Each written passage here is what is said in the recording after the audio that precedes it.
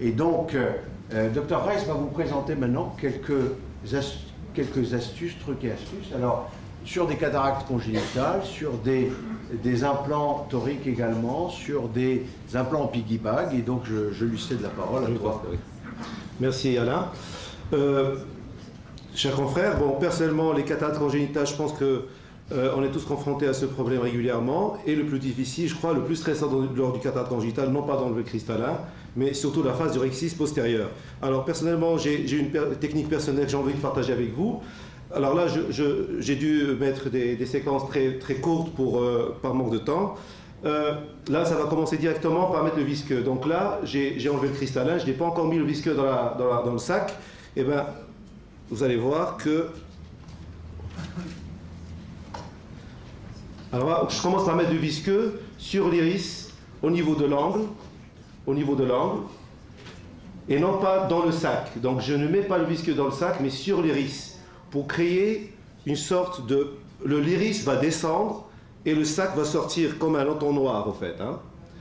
Donc l'iris va être aplati sur 360 degrés, et le sac capsulaire postérieur va sortir comme un entonnoir. Et on le voit très bien au microscope, donc il faut bien aplatir l'iris. Et là, grâce à une pince de micro-incision à capsule, je prends le sac au centre, donc je le tire, et avec des micro-ciseaux à capsule antérieure, je fais donc je coupe, voilà. Et là, le premier geste, on vérifie, vous voyez bien que c'est un rhexis bien rond. Et là, j'ai eu de la chance parce que ça a été réalisé en un seul coup et aucun stress. Évidemment, une fois qu'on a fait le rhexis, on peut y associer une vitrectomie antérieure ou pas. Là, c'est le même patient avec l'autre œil. Vous voyez bien la capsule postérieure, là, il n'y a pas de visqueux, la capsule postérieure. Mais là, j'étais peut-être un peu plus stressé, un peu moins de chance. Donc, vous voyez bien que c'est pratiquement un rhexis. Là, vous voyez, le trou est minuscule.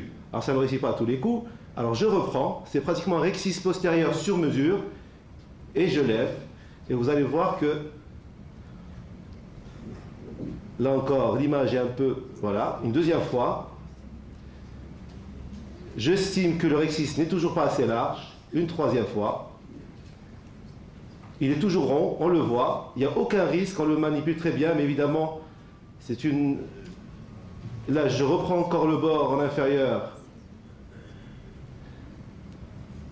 et j'essaie une autre fois, et toujours à chaque fois le rond est sur mesure. Hein, donc toujours je me dis peut-être qu'il va filer, mais je prends bien soin d'aller prendre l'anneau à l'endroit où il y a le plus de capsules.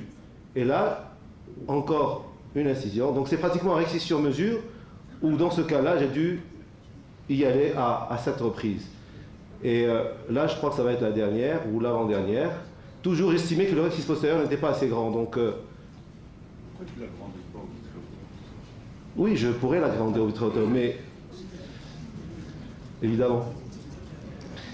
Voilà, donc là, voilà, je vais prendre une dernière fois.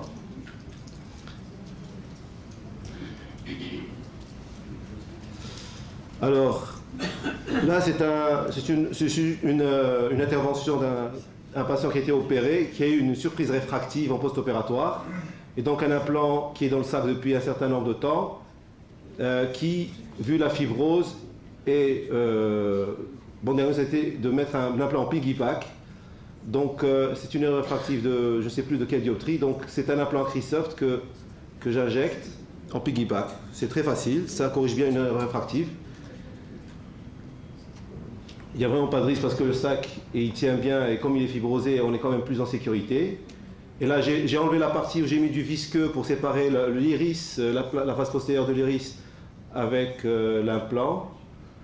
Et on place l'implant sans problème. Évidemment, on le fait tourner dans le sens horaire, toujours.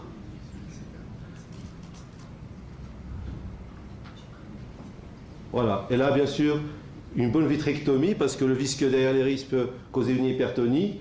Et la vitrectomie est complétée par une irido. Et bien sûr, vérifier tout ça en fin d'intervention.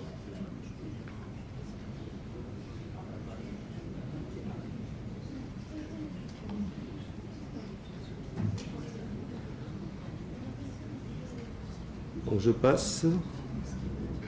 Donc, ouais, les rideaux est toute petite, là, mais liée. Hein. Bon, là, c'est... Je n'ose pas trop toucher au film parce que sinon, ça va se...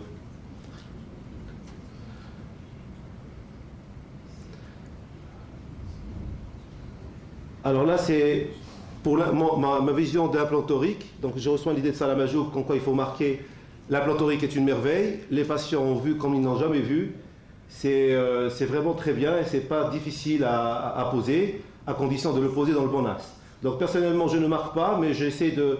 Donc là, je vois bien sûr le 0 degré, enfin le 90 et le 180. L'injection de l'implant Christophe torique se fait de façon aisée. Personnellement, je l'injecte doucement dans le sac et j'essaie de le placer tout de suite, contrairement à ça là, donc tout de suite j'essaie de le placer dans l'axe de la mesure souhaitée.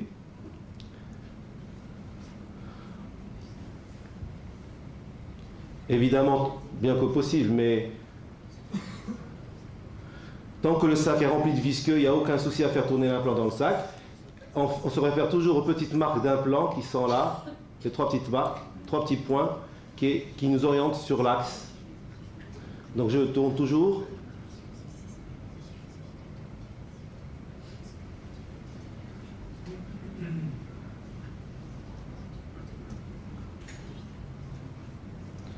Alors une fois que je l'ai placé dans l'axe souhaité, à plus ou moins 10 degrés, donc je marque, je vois les marques, il faut être sûr, il faut prendre son temps. Et là, il y a une autre partie, c'est pour le visqueux, il faut... Donc on marque dans l'axe. Et le visqueux, personnellement c'est un visqueux qui s'enlève assez facilement, je reste au centre. Et c'est pas du Frovis, c'est un microvis, je dis la marque, mais c'est un visqueux excellent parce qu'il vient vers l'orifice de l'irrigation. Vous voyez que je ne bouge pas et j'essaie d'enlever ce visqueux sans faire tourner l'implant.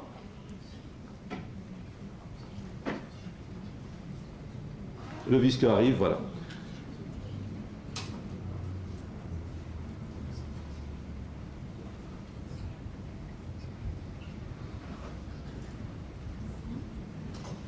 Des questions? Alors j'ai encore une vidéo là, la dernière. Là c'est une cataracte un peu particulière. C'est un patient qui a une cataracte traumatique depuis 30 ans. Il a une déhiscence zonulaire ici, une iridodialyse, une iridodialyse large.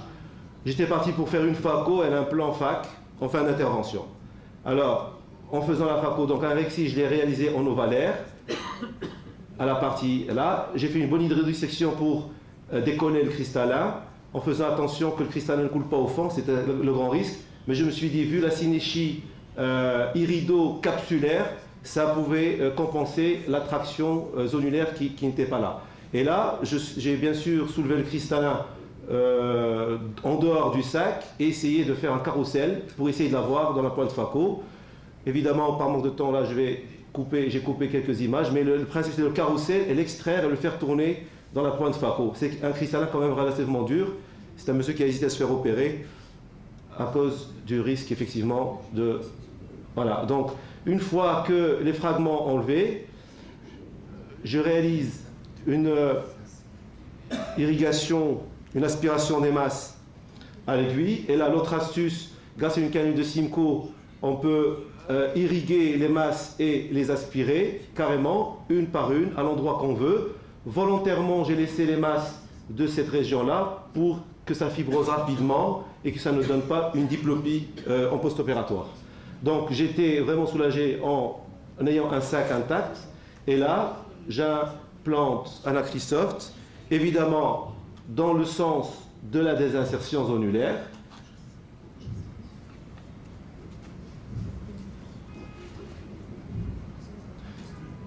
Dans le sens de la désinsertion, en évitant les manipulations au maximum, parce que c'est un axe qui a été traumatique. Et là, vous voyez bien que, bon là en fin d'intervention, on vérifie, et vous voyez bien que l'anse de l'implant vient retendre le sac. Retendre le sac, et voilà. Et la fibrose qui se fera là, le patient ne se plaint pas du tout de diplopie, et voilà. Donc là, vous voyez bien que... questions, des observations pendant que Madame Tassano s'installe? Ce qui est joli là sur des choses comme ça, quand tu as du temps, c'est de faire de la place syrienne, tu réamarres avec un point.